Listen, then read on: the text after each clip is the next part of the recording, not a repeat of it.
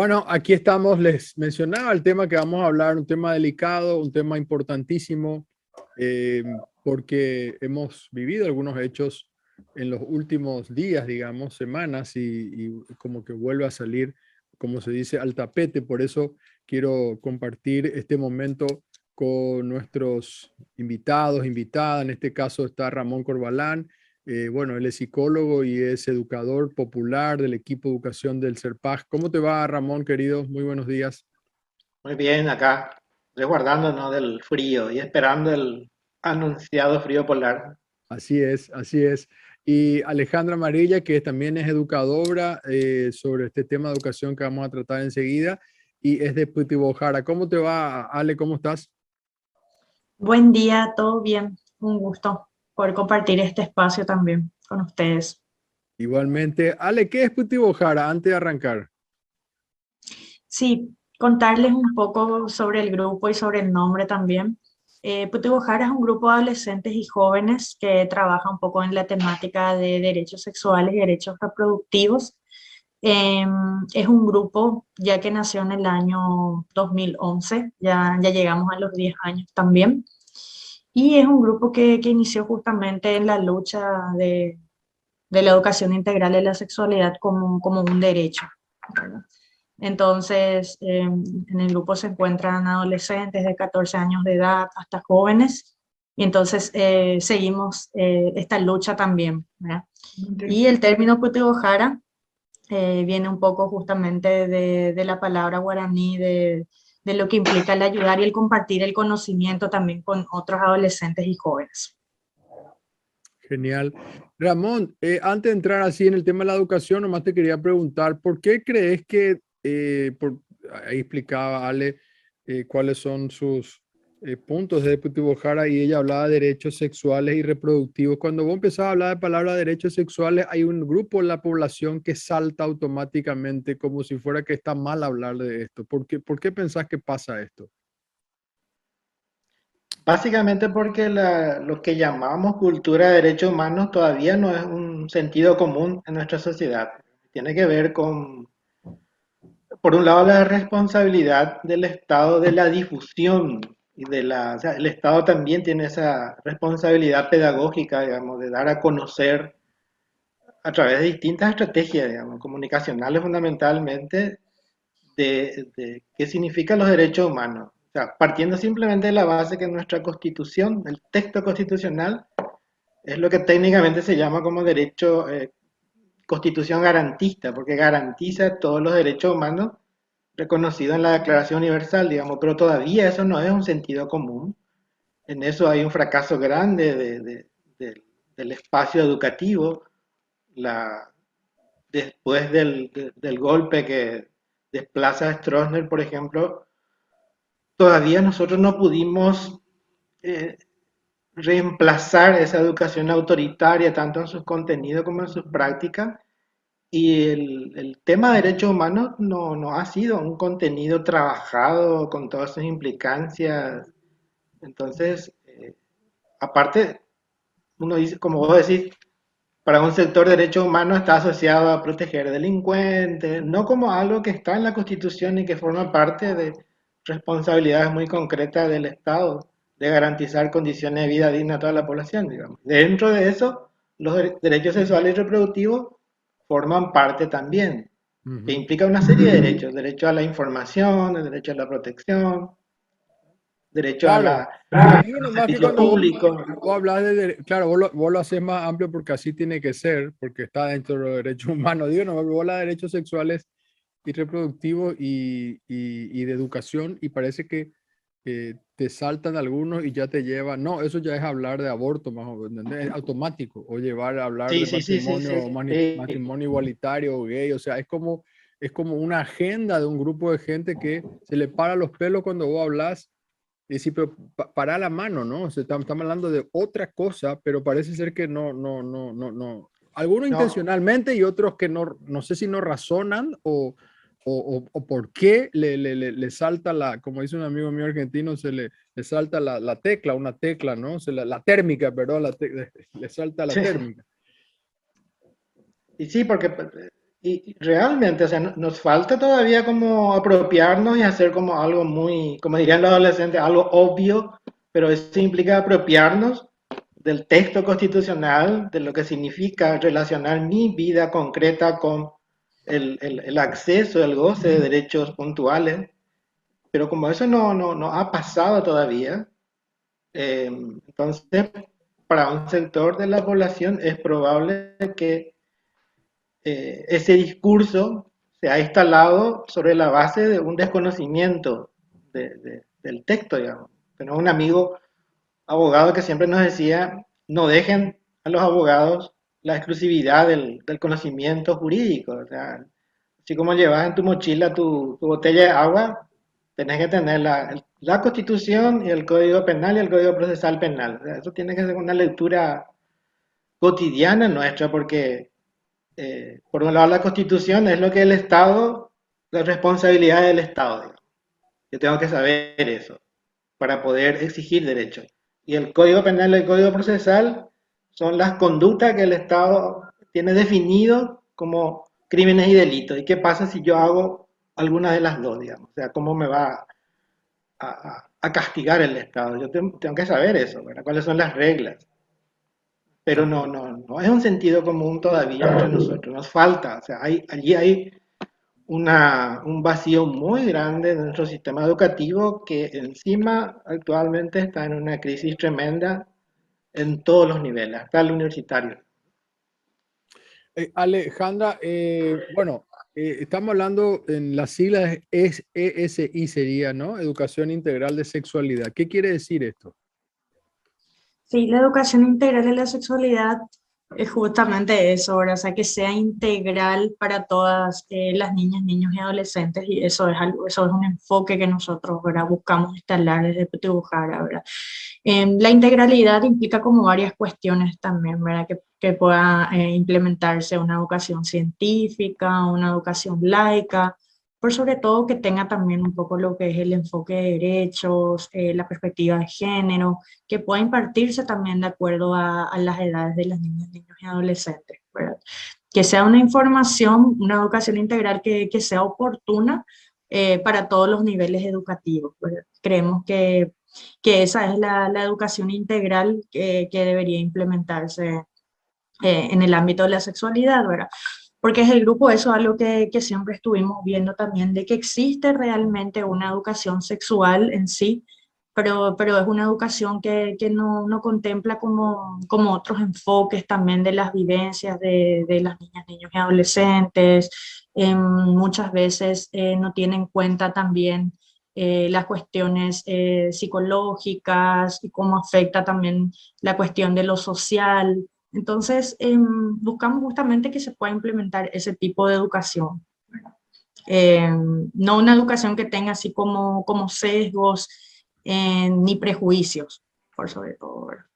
Y el Pero, enfoque de derechos que es súper importante. ¿Sí? perdón, no, justamente ayer mi hija más chica, 11 años, estaba repasando una clase de salud, creo que es que tienen que dar examen y estaban hablando del aparato reproductivo, genital, etcétera. Y pensaba nomás en eso, ¿no? Es como una descripción más bien de la anatomía, digamos. No hay más. Vos lo que decís es que esto tiene que ser mucho más que la parte de la anatomía nomás, o sea, porque es como que se describe. Te quería preguntar si los textos de educación en las escuelas, digamos, se condice con esto que vos estás hablando de lo integral.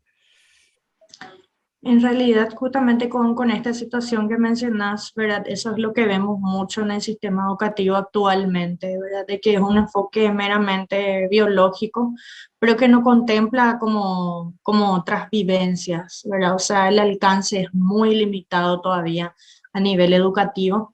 Entonces, por eso creemos que el MEC tiene todavía un gran desafío en poder implementar esta política pública de educación integral que contemple también los otros enfoques, ¿verdad? No solamente quedarse en ello, en la cuestión de las partes del cuerpo, en el funcionamiento, sino que poder también transversalizar los contenidos y abordarlo de forma más amplia también. Claro, justamente.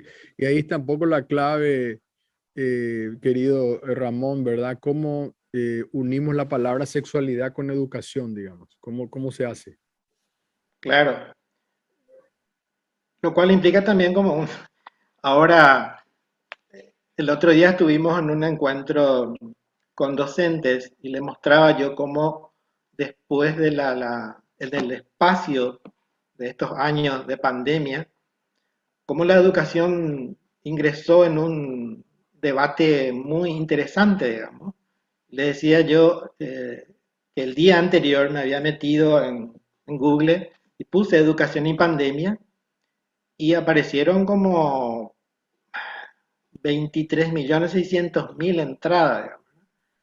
Y en YouTube había como 19 millones de videos donde se debatía la educación. O sea, por un lado, la pandemia aceleró un poco este debate que ya veníamos teniendo sobre el sentido de la educación. La gente empezó otra vez a preguntarse, ¿qué es la escuela? O sea, ¿para qué es la escuela? ¿Qué es la educación? O sea, aparentemente pregunta muy estúpida porque parece que ya teníamos resuelto eso, Ujú. pero en realidad con la crisis volvimos a preguntar, ¿no? Y en esa pregunta aparece otra vez el vínculo pedagógico como muy importante.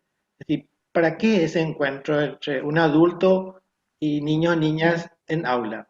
¿Es solamente para pasar contenidos o para trabajar sobre identidades ciudadanas o ser parte de un proceso más complejo que es el humanizarnos? Porque una característica nuestra es que si no se da un proceso educativo que empieza en la familia también, que nosotros los seres humanos no nos humanizamos. O sea, por el simple hecho de que yo nazca de una pareja humana, eso no garantiza que me transforme en un ser humano. Y eso en psicología lo sabemos muy bien por la experiencia de niños y niñas que fueron criados con animales, por ejemplo. No desarrollaron ni el caminar en dos patas, ni el lenguaje.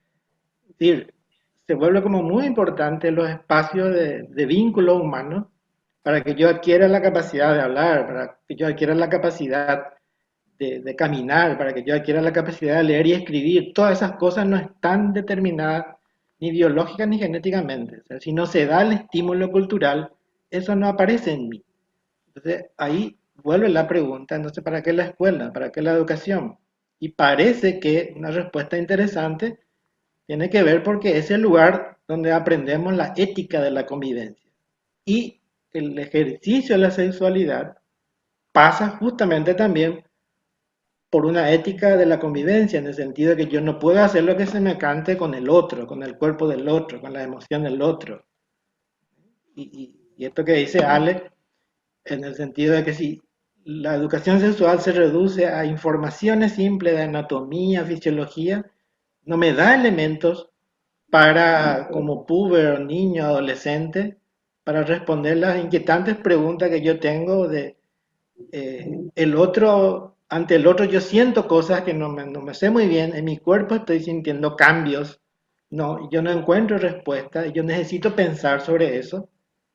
Y en la mujer y en el varón son diferentes. La primera experiencia sexual para una mujer es muy diferente que al varón, porque a la mujer se juega la posibilidad de embarazarse, al varón no tanto, digamos. O sea, pasan muchas cosas que tienen que ver con la ética del encuentro. O sea, qué hago con el otro, que es diferente a mí, pero con el cual debo convivir.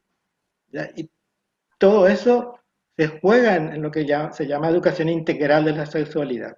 Integral, como dice Ale, porque no se reduce a la mera información anatómica o fisiológica, digamos. Que sobre eso también puede haber preguntas, digamos, pero no agota.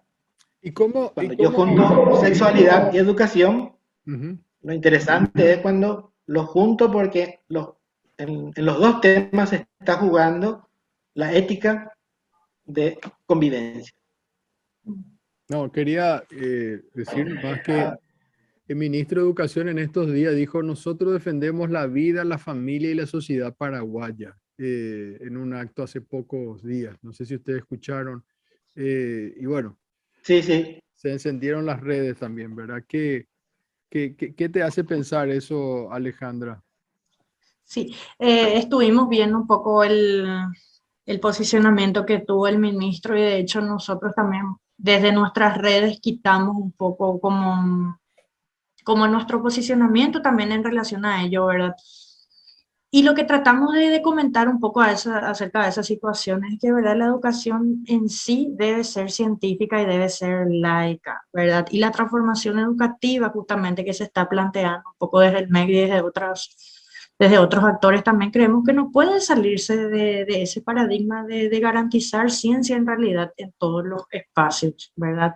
Em, por ello creemos realmente que salir a decir eso es como que le quita ese enfoque de derechos que se quiere implementar o que se quiere dar justamente a la educación, ¿verdad? Entonces, creemos que es súper complicado poder avanzar en ese sentido, pero creemos que la transformación educativa en realidad tiene que tener ese enfoque científico, ¿verdad? Ya que ahí van a verse involucrados muchos actores, ¿verdad? Tanto estudiantes, docentes, o sea, va a ser un plan súper abarcativo, entonces creemos que no puede salirse de ese enfoque, ¿verdad? Sí, bueno, estaba pensando nomás la regresión en muchos lugares, ¿no? En Estados Unidos hay una ley que sacaron en el estado de la Florida donde los padres, todavía no está implementada, ¿no? Pero los padres pueden rechazar la forma en que se les enseña en las escuelas sobre tema de educación sexual, por ejemplo, ¿verdad? Pueden vetar esto, ¿verdad? Pueden juntarse en una escuela y decir, yo no quiero que se hable de este tema, digamos, ¿verdad? Como ellos dicen, nosotros como padres tenemos derecho a saber cómo se educa a nuestros hijos y nosotros no queremos que se hable, por ejemplo, de, no sé, del tema género, ¿verdad? O sea, Ujú. incluso uno pensaría que en países por ahí, no sé, uno piensa en Arabia Saudita, en Irán, no sé, ¿verdad? Pero ya estamos viendo que está llegando un rebrote, digamos, de un grupo de pensamiento a lugares como Estados Unidos, por ejemplo. Ujú. Y yo creo también que hay como mucho miedo, mucho temor, de repente esas respuestas medio paranoicas ante eso, Ujú. puede ser como muy peligroso, digamos. Y cuando perdemos la conciencia histórica de las cosas, eh, dejamos de tener como herramienta para pensar, porque estas cosas que te están pasando, esto que vos comentás, Leo, y que también pasa ya en nuestro país, como que se va democratizando ese tipo de actitud de respuesta, tiene una historia larga, digamos. O sea, la década del 60 del siglo pasado empiezan procesos sociales muy fuertes de conmoción, digamos, y justamente han surgido de los movimientos juveniles, digamos, o sea, la famosa década del 60, las revoluciones del 68, y la sociedad ha registrado eso, y se empezó a responder con formas muy autoritarias. Los grupos familiares han ido cambiando. Es decir, si hablamos en Paraguay de los 60 70, la sociología registra, por ejemplo, que cuando empieza la obra de Itaipú, empezó el proceso también de lento deterioro de la familia, el familión campesino, por ejemplo, ¿no? O sea, que se fue acelerando también. La medida en que la urbanización crecía, las familias tienden a venir para las áreas urbanas, recomposiciones familiares ante esos fenómenos. Acuérdate que en el 61 las mujeres, por ejemplo, empiezan a votar en nuestro país. Con el Código Penal actual se penaliza, por ejemplo, la violación como acto en sí, pero anteriormente en el Código Penal anterior, digamos, se penalizaba la violación en tanto se ejercía sobre la propiedad de alguien. O sea, violar a una prostituta llevaba menos pena que violar a la hija de alguien o a la esposa de alguien. Y se fueron dando cambios culturales que afectan, digamos, las posiciones, los lugares habituales, ser papá, ser mamá, ser hijo. Y hoy corren tiempos muy difíciles para ser papá, mamá, en un contexto de escasez de políticas públicas. Las mujeres en Concepción, por ejemplo, nos cuentan, las mujeres campesinas, que acudir a la comisaría para una denuncia de violencia familiar se vuelve un obstáculo, digamos, porque dice, hay que poner 300.000 porque no hay combustible para las camionetas. O sea, a eso nos estamos refiriendo, protección integral de la sexualidad en un estado que de repente tu institución, tu primera institución de contacto no tiene 300 dinero para combustible. O en otro lugar, la investigación que sacó hace poco Cedía, por ejemplo. O sea, los municipios que no tienen ni siquiera CODENI, o sea, el único lugar donde puede llegar una denuncia, un hecho concreto de violación, de violencia en la escuela, o es el docente que tiene la información. Y los profes dicen, ¿y yo qué hago con eso cuando no tengo CODENI en mi territorio? ¿Cómo gestiono? ¿Cómo proceso esta información? A eso supongo yo que hay que llamarle como la necesidad de protección integral de la familia, de instituciones de protección que funcionan efectivamente en los territorios. Y eso no hay todavía. Hace poco, CADEP publicó un libro muy interesante que hace una evaluación de 30 años de políticas públicas en Paraguay. Y en los 30 años no pudimos implementar políticas sociales efectivas y los fracasos se dieron fundamentalmente en dos áreas muy críticas, educación y medio ambiente. Tenemos muy buenas normativas, muy buenos planes y programas, pero en los territorios No se no cumple. se ha podido implementar. Así es. Entonces, en esa fragilidad, evidentemente cae toda la responsabilidad de protección encima de los grupos familiares.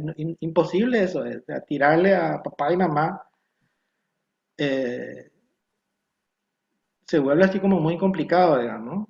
Y es la condición perfecta para que uno reaccione con miedo o paranoia. Cuando yo lo que necesito como papá y mamá es que me funcionen las instancias sociales de protección, que podamos construir una comunidad educativa en serio, más integrada. Las mujeres campesinas del norte también nos decían, ¿por qué lo que en las escuelas solamente se piensa para los niños? ¿Por qué no puede ser también los fines de semana un espacio donde nosotros como papá y mamá nos capacitemos, nos formemos, reflexionemos cómo ser papá y mamá? Porque hay mucha información nueva, Orendoro y Kuai, y necesitamos aprender, apropiarnos de eso, y eso implica buscar una relación más productiva e interesante con el espacio escolar. A eso le llamamos comunidad educativa. Permítame Estamos hacer en un proceso así Permítame, perdón. de pensar una escuela diferente, digamos. Sí, señor. Permíteme hacer una breve pausa nada más y seguimos porque vamos a hablar desde qué edad se puede hablar de educación sexual integral, a los cuántos años hay que arrancar con esto, ¿no? Pero lo vamos a hacer en breve, después de la pausa.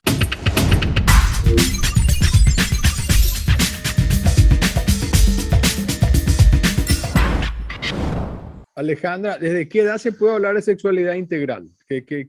¿Cuál sería la recomendación? Sí, la educación integral de la sexualidad, como desde el grupo siempre un poco exigimos, ¿verdad? Creemos de que debe darse teniendo en cuenta un poco lo que es la autonomía progresiva, es decir, la edad de las niñas, niños y adolescentes, ¿verdad? Entonces creemos que eso podría darse ya desde la niñez, podría darse, por ejemplo, desde niñas y niños de preescolar, enseñándoles sobre las partes del cuerpo, sobre el cuidado, a partir luego se podría un poco abordar la cuestión de la higiene. Entonces, creemos que desde esas edades, ¿verdad? Siempre utilizando también un lenguaje acorde y apropiado a las edades, ya se podría como ir conversando, ¿verdad? Sobre estos temas. De hecho, que creemos también que la educación integral de la sexualidad es una herramienta también para prevenir las situaciones de violencia, como mencionaba también Ramón en una oportunidad, ¿verdad? El hecho de poder respetar un poco el cuerpo y los límites también de las otras personas, ¿verdad? O sea, creemos que esta educación realmente no tiene que quedarse solamente en lo biológico, sino también tiene que ser una educación integral que pueda empoderar también a las niñas, niños y adolescentes. Entonces, Vi que se lanzó un cómic justamente en estos días. Hicieron un lanzamiento de un cómic donde se habla un poco de estos temas. No sé si tuvieron oportunidad de verlo.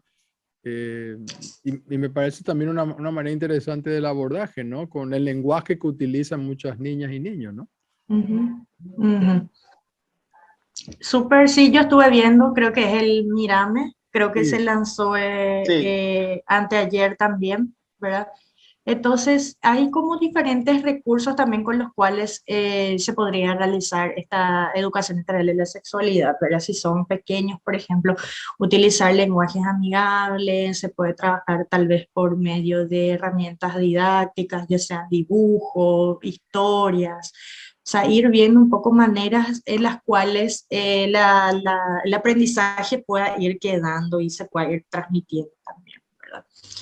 Y es súper fundamental también que las niñas, niños y adolescentes puedan reconocer, por ejemplo, también sus redes de apoyo, su círculo cercano, en qué personas confían, por ejemplo, para abordar estos temas o para pedir ayuda, por ejemplo, ante alguna situación por la cual estén atravesando.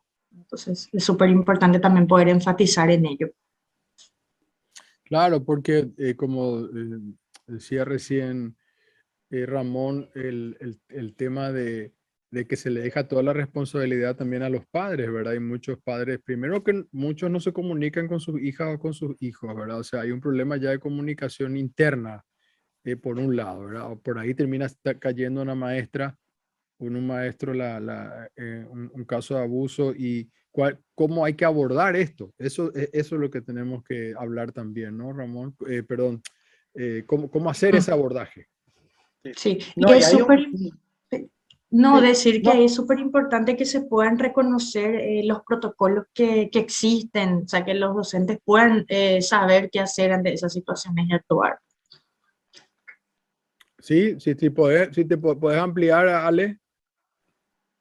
Sí, justamente eso, ¿verdad? Que es importante que se puedan conocer primeramente con qué herramientas existen para poder abordar estos temas, o sea, saber qué hacer ante esos casos, pero es súper importante también que los docentes puedan estar sensibilizados también en el tema, ¿verdad? Y ahí creemos que es súper importante también la tarea del MEC, de poder generar espacios también de formación para los docentes en relación al tema de educación integral de la sexualidad, en relación a la prevención del abuso sexual, a la violencia sexual, o sea, que cómo podríamos intervenir ante esas situaciones, ¿verdad? Si bien hay como un discurso muy arraigado también de que la educación integral de la sexualidad es tarea de la familia, entre otras cuestiones, también es súper importante que justamente desde el Estado también se pueda tomar la tarea de implementar esta educación, ya que no negamos en ningún momento que la familia no tiene también un rol en ello, pero muchas veces también las familias no podrían contar con toda la información necesaria para abordar los temas. Entonces creemos que sí el espacio educativo es crucial y es fundamental también para poder un poco tocar los temas. Claro, porque ahí a eso quería llegar, Ramón, en eso que hablaba vos de la familia, de los padres, porque si una niña, un niño detecta, digamos, una posibilidad de abuso o un abuso, podría saber cómo abordar con sus padres, porque muchas veces sabemos que en la gran mayoría de los abusos ocurren dentro de la propia familia, digamos, ¿verdad? O sea, entonces, puede ser el padrastro, el propio padre, o el tío, o el no sé qué, y cómo, o no le creen, criaturas que no le terminan creyendo, ¿verdad? O sea, uno no, o una especie de negación, no puede ser que no sé, mi marido haga esto o mi pareja, ¿verdad? Entonces, ¿cómo hacer para ese abordaje de niños y niñas a los padres y viceversa? y allí hay todo un trabajo, digamos, de esto que decía Ale, de cómo se construye la red de protección alrededor del niño y la niña, digamos, ¿no? Porque en realidad una definición así más general de familia para mí es ese espacio asimétrico, porque hay adultos y niños, Ujú. donde se dan las condiciones de ejercicio de la responsabilidad de protección de los adultos hacia el niño. Entonces allí entra papá, mamá, tío, tía, porque hay que tener en cuenta también que en determinados momentos, que suele coincidir con la pubertad, la entrada a la adolescencia, hay ciertos temas que el adolescente no lo habla tanto con su papá ni con su mamá, digamos. Generalmente, si por ahí Leo, vos tenés la experiencia de ser tío, de repente se habla con el tío o la tía, digamos. O a veces con el profe. Eh, Hay chicos que cuentan, por ejemplo, que cuando nosotros preguntamos a chicos cómo tiene que ser un profe bueno, cuáles son sus indicadores, digamos. Y dice, y tiene que ser alguien que maneje, dice, su tema, porque ahora con la cuestión el internet, ellos acceden muy rápidamente, en el momento pueden acceder a la información, pero también alguien dice que nos haga pensar. Y a veces eso se da en el patio, dice, en el recreo, profes que comparten y con quien que habilitan el conversar sobre los temas que ellos necesitan y hablan, digamos. Entonces dice, un profe interesante es que nos hace pensar sobre eso. Y a veces en la familia no hay tiempo, porque cuando un adolescente o puber pregunta algo, pregunta varias cosas. O sea, pregunta, ¿qué tiempo tenés para trabajar este tema? O a veces, y mucho más el niño, cuando nos preguntan, ¿no? Nos preguntan a los adultos, no está buscando precisamente información científica, ¿verdad? Sino en realidad su pregunta va por el lado, ¿cómo vos estás ante este tema? ¿Cuál es tu posición? O sea, ¿en qué lugar? Y el niño pesca la inquietud, la preocupación, o cuando le damos la vuelta y nos respondemos, digamos, eso es lo que le llega. Y de ahí entiende el niño que eso que preguntó, el tema ese, a vos te interpela y te cuesta. Por eso muchas veces la honestidad le es mucho más sana a ellos que, que, que dar la vuelta, digamos. Es decir, un papá y una mamá no tienen también por qué saber todo, pero sí habilitar la búsqueda. Es decir, yo no sé eso, pero podemos buscar y ver cómo, dónde hay información o con quién podemos hablar, digamos. Esa respuesta honesta de decir no.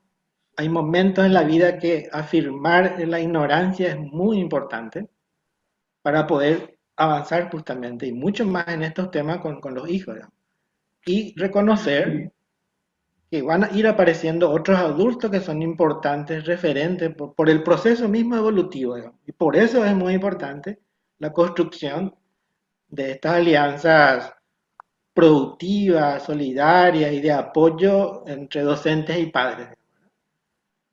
Es todo un trabajo esto de construir la comunidad educativa. Claro que sí. Y Alejandra, a mí me parece muy obvio, ¿no? Pero ¿pueden ayudar a prevenir abusos una educación integral de la sexualidad? Sí, pueden ayudar a prevenir abusos, primeramente porque el enfoque de educación integral que se plantea es también el respeto a los derechos humanos, el respeto al cuerpo de las otras personas, a reconocer los contactos apropiados e inapropiados, y justamente esta educación es eso lo que busca instalar, ¿verdad? El hecho de saber que yo no tengo derecho de tocar a otra persona, el hecho de que es mi derecho también saber que yo puedo pedir ayuda en el caso de que yo esté pasando por esas situaciones.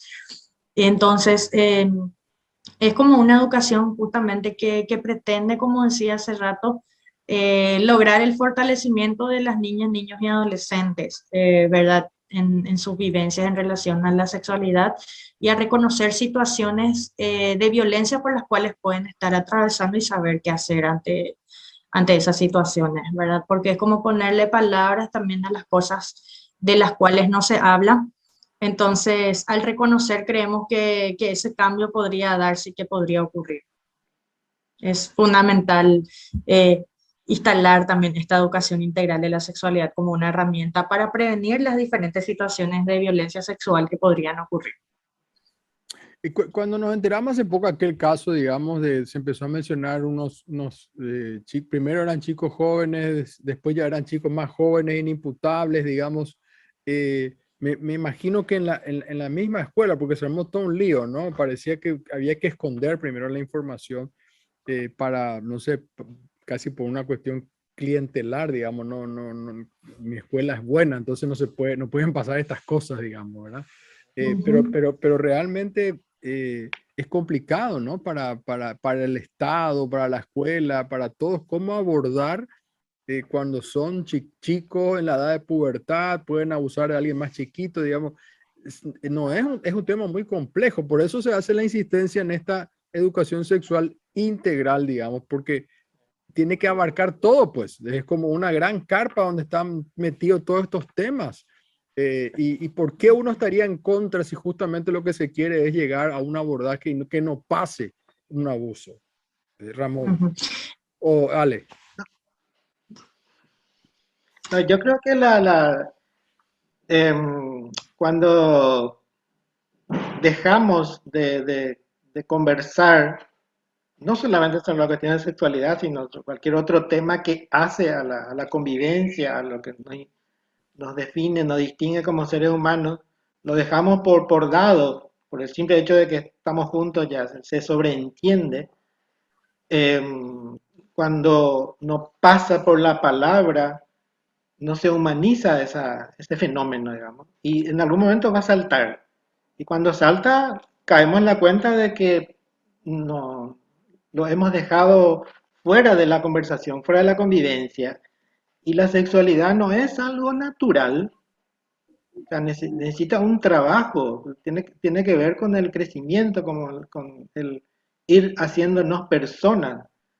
Es cierto que nos cuesta, o sea, no hay ninguna, no es cotidiano que alguien invite, Leo y otra gente, ¿por qué no nos reunimos un poco este sábado? Vamos a comer un asado y vamos a hablar sobre dos temas, el sexo y la muerte. Porque viste que no, en algún momento todos nos vamos a morir. O sea, dos temas claves, fundamentales del ser humano, no forman parte de la conversación cotidiana porque no sabemos cómo hacerlo. O sea, no tenemos las herramientas culturales para hablar. Entonces lo damos, por supuesto. Y cuando eso pasa también en las instituciones educativas es un problema, digamos, porque cuando los chicos y las chicas ingresan al establecimiento educativo, no dejan su sexualidad, sus emociones, su historia ahí en la vereda, digamos. Entran con todo y cada vez entran más con todo, digamos. Y la sociedad también, lo social se mete en el espacio escolar. Entonces la escuela tiene que, en conjunto, como comunidad educativa, tomar eso, eh, tratar, conversar y ver cómo gestionar, digamos. Y bueno, con lo que pasó, parece que todos se enteraron de que había un protocolo, había sido, Mm. que ese protocolo tiene como dos partes. Una parte tiene que ver que cuando pasa un hecho, cuál es el camino a seguir, pero tiene una primera parte que es muy importante de qué hacer para prevenir. Y justamente tiene que ver con empezar a hacer reuniones, conversar con los padres, que esa institución tiene un protocolo que es del MEC y que cuando pasen ciertos temas, esta va a ser la ruta que vamos a seguir. Estos son los temas que están implicados, podemos conversar como padres, como docentes, en instalar una cultura de conversación sobre eso que puede ayudar muchísimo en el momento en que pasa un evento concreto y la comunidad educativa está enterada de lo que se va a hacer. Pero eso no se hizo. O sea, pasó lo que pasó y todo el mundo a buscar y a descargar el protocolo y para saber qué aplicar, digamos, ¿verdad? Eh, es decir, justamente las instituciones educativas no transformaron en un hecho pedagógico la existencia de ese protocolo, digamos, y el trabajo, yo como docente, mi trabajo es justamente transformar en pedagógico todos los elementos que están a mi alrededor. Eso es lo que yo sé hacer como técnico, digamos, ¿no? Pero no se hizo. Entonces, esperemos que ahora se habiliten más espacios, como dicen las mujeres campesinas de Concepción, en que también el colegio, las instituciones educativas se abran como espacio de formación y de reflexión y de encuentro de los adultos alrededor de temas muy importantes que tienen que ver con el acompañar los procesos de vida de sus hijos y de sus hijas. Así es. Nos tenemos que ir en este tema apasionante. Alejandra, te dejo la última palabra, a ver si querés cerrar. Sí, me gustaría un poco recalcar, ¿verdad?, la importancia de la educación integral y la sexualidad justamente como una herramienta para prevenir las situaciones de violencia por las cuales puedan atravesar las niñas, niños y adolescentes.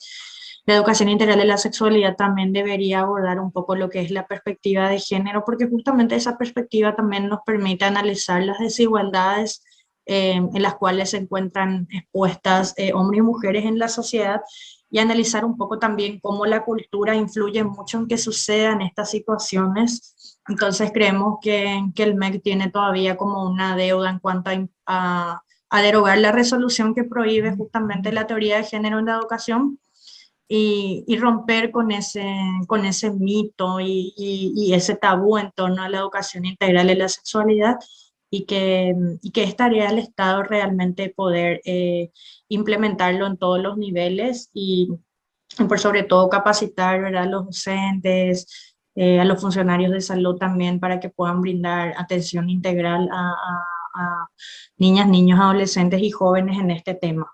Entonces creemos que es un gran desafío aún, y que vamos a seguir luchando para que podamos atender la educación integral de la sexualidad. Muchísimas gracias, Alejandra. Gracias por tu tiempo. Ramón, gracias también a vos. Gracias a ustedes Gracias a vos, Leo, por la por el espacio. invitación. Hacemos una brevísima pausa y ya volvemos.